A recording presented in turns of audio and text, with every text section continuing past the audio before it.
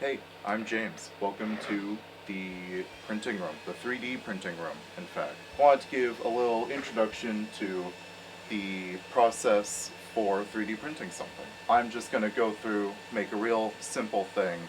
We use Tinkercad because it's, to my knowledge, one of the only 3D modeling softwares that work on websites. You make an account, it's real easy, you can just use your school one, and you can create something.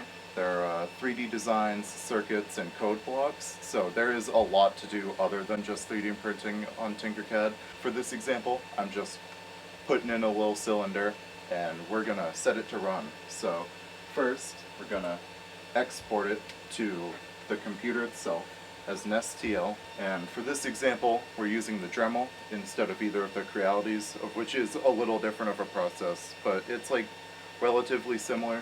Biggest difference is that instead of using the Creality app, we're using the Dremel 3D app to slice the font.